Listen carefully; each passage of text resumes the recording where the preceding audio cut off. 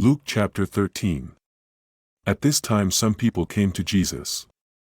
They told him that Pilate had killed some people from the country of Galilee. It was while they were giving gifts of animals on the altar in worship to God. Pilate put their blood together with the blood of the animals. Jesus said to them, "What about these people from Galilee? Were they worse sinners than all the other people from Galilee because they suffered these things? No, I tell you. But unless you are sorry for your sins and turn from them, you too will all die. What about those 18 men who were killed when the high building in Siloam fell on them? Do you think they were the worst sinners living in Jerusalem? No, I tell you.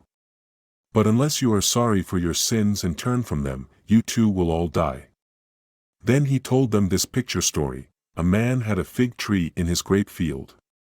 He looked for fruit on it but found none. He said to his servant, "See, for 3 years I have been coming here looking for fruit on this fig tree. I never find any. Cut it down.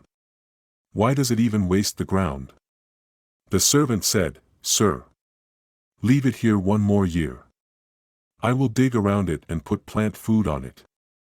It may be that it will give fruit next year. If it does not, then cut it down." Jesus was teaching in one of the Jewish places of worship on the day of rest. A woman was there who had suffered for 18 years because of a demon. She was not able to stand up straight. Jesus saw her and said, "Woman, you are now free from your trouble." Then he put his hand on her. At once she stood up straight and gave thanks to God. The leader of the Jewish place of worship was angry because Jesus healed on the day of rest. The leader said to the people, "There are 6 days in which work should be done. Come on those days and get healed. Do not come to be healed on the day of rest." The Lord said to him, "You pretend to be someone you are not. Do not each of you let his cow or his donkey out and lead them to water on the day of rest? Should not this Jewish woman be made free from this trouble on the day of rest? She has been chained by Satan for 18 years. When he said this, all those who were against him were ashamed. All the many people were glad for the great things being done by him. Then Jesus asked, "What is the holy nation of God like? What can I use to show you? It is like a mustard seed which a man took and planted in his field. It grew and became a tree. The birds of the sky stayed in its branches." Again Jesus said, "What can I use to show you what the holy nation of God is like? It is like yeast that a woman put into 3 pails of flour until it was all full of yeast." Jesus taught the people as he went through the cities and towns on his way to Jerusalem. Someone asked Jesus, "Lord, will only a few people be saved from the punishment of sin?" Jesus said to them, "Work hard to go in through the narrow door. I tell you, many will try to go in but will not be able to go in. The owner of the house will get up and shut the door. You who are on the outside will knock on the door and say, 'Lord, let us in.' Then he will say, 'I do not know you.' Then you will say, 'We ate and drank with you when you taught in our streets.' But he will say, 'I tell you, I do not know you. Go away from me. You are sinful.' There will be loud crying and grinding of teeth when you see Abraham and Isaac and Jacob and all the early preachers in the holy nation of God, but you will be put out. Those who sit at the table in the holy nation of God will come from the east and west and from the north and south. Listen.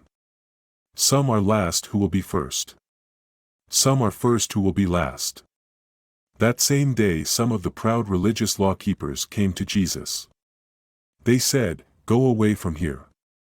Herod wants to kill you." Jesus said to them, "Go and tell that fox, 'See, I put out demons and heal the sick. I will do these things today and tomorrow. And the 3rd day my work will be finished. But I must go on my way today and tomorrow and the day after. One who speaks for God cannot die except at Jerusalem. Jerusalem, Jerusalem, you kill the early preachers and throw stones on those sent to you. How many times I wanted to gather your children around me, as a bird gathers her young under her wings, but you would not let me. See, your house is empty. And I tell you, you will not see me again until the time comes when you will say, 'Great and honored is the one who comes in the name of the Lord.'" Luke chapter 14. On the day of rest Jesus went into the house of one of the leaders of the proud religious law keepers to eat. They all watched Jesus to see what he would do. A man who had very large arms and legs because of a sickness was put before Jesus. Jesus asked the teachers of the law and the proud religious law keepers, "Does the law say it is right to heal on the day of rest, or not?" They did not answer. Jesus took hold of the man and healed him and sent him away. Then Jesus said to the leaders, "If one of you had a cow or donkey that fell into a hole, would you not go at once and pull it out on the day of rest?" And they were not able to answer his questions. Jesus had been watching those who were asked to come to supper. They were all trying to get the important seats. He told them a picture story, saying, "When you are asked by someone to a wedding supper, do not take the important seat. Someone more important than you may have been asked to come also. The one who asked both of you to come may say to you, 'The important seat is for this man.' Then you will be ashamed as you take the last place. But when you are asked to come to the table, sit down on the last seat. Then the one who asked you may come and say to you, 'Friend, go to a more important place.' Then you will be shown respect in front of all who are at the table with you. Whoever makes himself look more important than he is will find out how little he is worth. Whoever does not try to honor himself will be made important." Then Jesus said to the man who asked him to eat in his house, "When you have a supper, do not ask your friends or your brothers or your family or your rich neighbors. They will ask you to come to their place for a supper. That way you will be paid back for what you have done. When you have a supper, ask poor people. Ask those who cannot walk and those who are blind. You will be happy if you do this. They cannot pay you back. You will get your pay when the people who are right with God are raised from the dead."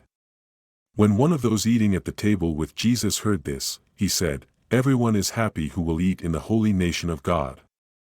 Then Jesus said to the leader of the proud religious law keepers, "There was a man who was giving a big supper. He asked many people to come to eat. When it was about time to eat, he sent one of the servants he owned to tell those he had asked, saying, 'Come, everything is ready now.'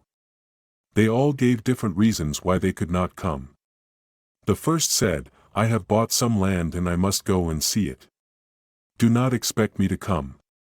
Another one said, 'I have bought 10 cows to use for working in my fields. I must go and try them out. Do not expect me to come.' And another one said, 'I have just been married and I cannot come.' The servant went back to his owner and told him these things. Then his owner became angry. He said to his servant, 'Hurry into the streets and narrow roads of the city and bring poor people here. Bring those whose bodies are diseased. Bring those who cannot walk and those who are blind.' The servant came back and said, 'Sir, what you told me to do has been done. But there are still some empty places.' Then the owner said to his servant, 'Go out along the roads leading away from the city and into the fields. Tell them they must come. Do this so my house will be filled. I tell you, not one of those I had asked will eat of my supper.'" Many people followed Jesus. Then he turned around and said to them, "If any man comes to me and does not have much more love for me than for his father and mother, wife and children, brothers and sisters, and even his own life, he cannot be my follower.